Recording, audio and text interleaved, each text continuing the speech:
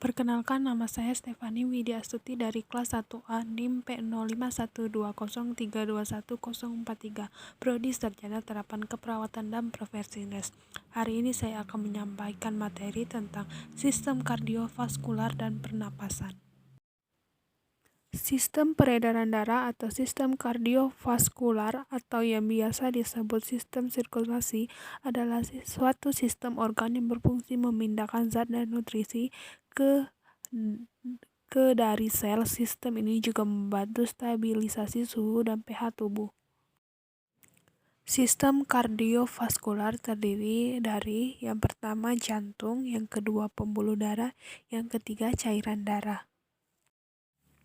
Jantung terletak di bagian tengah rongga dada, tepatnya di bagian belakang sisi kiri tulang dada. Ukuran jantung orang dewasa kira-kira sedikit lebih besar dari satu kepalan tangan. Jantung terdiri dari 4 ruang jantung yang dipisahkan oleh seka-seka jantung. Atrium kanan, atrium kiri, ventrikel kanan, dan ventrikel kiri.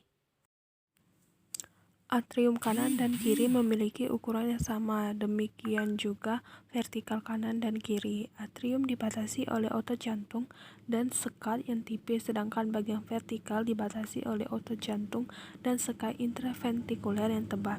Lapisan ruang jantung yaitu endokardium, miokardium, dan 2 lapisan perikardium. Bagian dalam sama dengan bagian visceral dan bagian luar sama dengan bagian parietal. Katup jantung. Dalam anatomi jantung juga terdapat 4 katup yang berfungsi menjaga darah terus bergerak maju ke satu arah. Katup kemudian akan menutup dengan cara cepat agar darah tidak berbalik ke arah yang berlawanan. Yang pertama, katup pulmonalis terletak di antara bilik kanan dan arteri pulmonalis. Yang kedua, katup trikuspid terletak di antara serambi kanan dan bilik kanan. Yang ketiga, katup bikuspid terletak antara serambi kiri dan bilik kiri.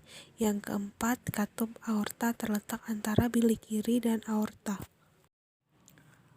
Mekanisme kerja jantung. Serambi kanan jantung akan menerima darah kotor atau yang sedikit mengandung oksigen karena berikatan dengan karbon dioksida dari tubuh.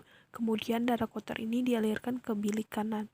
Lalu oleh bilik kanan, darah kotor akan dipompa menuju paru-paru untuk proses pertukaran karbon dioksida dengan oksigen. Setelah terjadi pertukaran tersebut, darah yang sudah dipenuhi oksigen akan dipompa masuk ke serambi kiri, kemudian lanjut ke bilik kiri jantung untuk dialirkan ke seluruh tubuh melalui pembuluh darah besar atau aorta.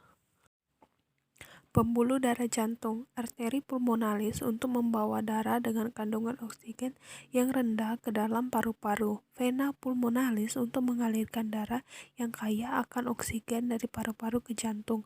Aorta untuk mengedarkan darah yang kaya akan oksigen ke seluruh tubuh.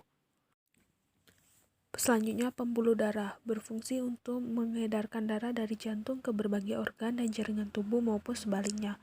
Ada 2 jenis pembuluh darah dalam tubuh, yaitu yang pertama arteri, bertugas membawa darah yang kaya akan oksigen dari jantung menuju seluruh jaringan dan organ tubuh kecuali pembuluh arteri pulmonalis.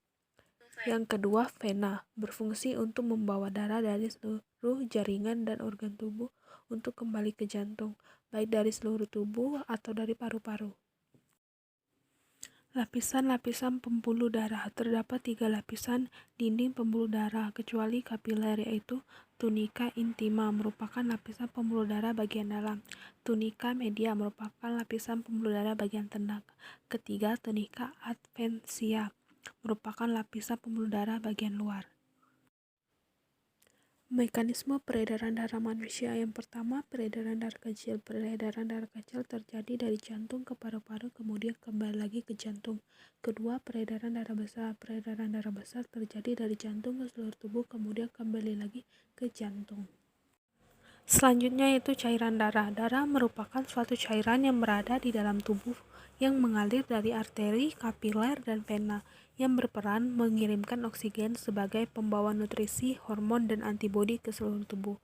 Darah juga mengangkat zat beracun dan sisa metabolisme seperti karbon dioksida untuk dikeluarkan dari tubuh.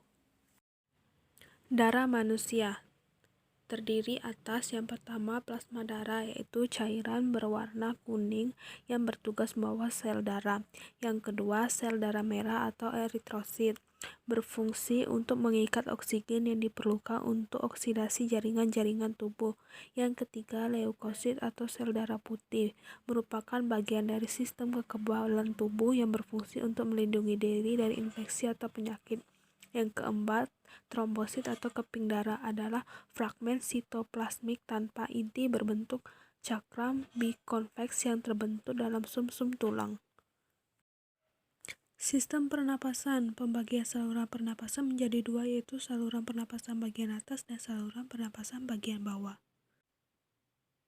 Saluran pernapasan bagian atas. Yang pertama, hidung adalah gerbang utama keluar masuknya udara setiap kali bernapas. Yang kedua, mulut bernapas lewat mulut dilakukan ketika membutuhkan udara yang lebih banyak. Ketiga, sinus adalah rongga udara di tulang tengkorak berfungsi membantu mengatur suhu dan kelembaban udara yang dihirup dari hidung. Keempat, adenoid membantu melawan infeksi dengan menyaring benda asing seperti kuman. Yang kelima, tonsil adalah berfungsi yaitu tonsil atau amandel, yaitu kelenjar getah bening yang berada di dinding faring atau tenggorokan. Yang keenam, faring berfungsi menyalurkan aliran udara dari hidung dan mulut untuk diteruskan ke trakea atau batang tenggorokan. Yang ketujuh, epiglotis adalah lipatan tulang rawan berbentuk daun yang terletak di belakang lidah di atas laring atau kotak suara. Saluran pernapasan bagian bawah. Yang pertama, laring adalah rumah bagi pita suara, letaknya tepat di bawah persimpangan saluran faring. Yang kedua, trakea adalah bagian terpadu dari jalur napas dan memiliki fungsi vital yang mengalirkan udara dari dan menuju paru-paru untuk pernapasan. Yang ketiga, tulang rusuk adalah tulang yang menopang rongga dada. Yang keempat, paru-paru adalah sepasang organ terletak di dalam tulang rusuk. Yang kelima, pleura. Lapisan pleura bertindak sebagai pelumas yang memungkinkan paru-paru untuk mengembang dan mengempis dengan lancar setiap kali bernapas. Yang keenam, bronkiolus adalah cabang dari bronkus yang berfungsi untuk menyalurkan udara dari bronkus ke alveoli. 7. Alveoli atau alveolus berfungsi sebagai tempat pertukaran oksigen dan karbon dioksida. 8. Pada tabung bronkial paru-paru ada silia berupa rambu-rambu kecil yang bergerak seperti gelombang. 9. Diafragma adalah dinding otot kuat yang memisahkan rongga dada dari rongga perut. Proses pernapasan. Yang pertama, respirasi eksternal, proses pertukaran oksigen dan karbon dioksida antara sel-sel dalam tubuh dengan lingkungan luar. Yang kedua, respirasi internal, penggunaan oksigen dan produksi karbon dioksida selama pengambilan energi dari bahan nutrien. Sistem pernapasan manusia berfungsi untuk menyediakan asupan oksigen secara konsisten agar seluruh fungsi tubuh bekerja dengan baik. Dalam sistem pernapasan ada peranan penting dari berbagai organ. Gangguan pada sistem saluran pernapasan seperti asma, penyakit paru obstruktif kronis PPOK, tuberkulosis, pneumonia, dan lain-lain. Cara memelihara organ pernapasan. Yang pertama, hindari merokok. Kedua, berolahraga. Ketiga, hindari paparan polusi. Keempat, menghindari infeksi. Itulah yang bisa saya sampaikan. Sekian, terima kasih.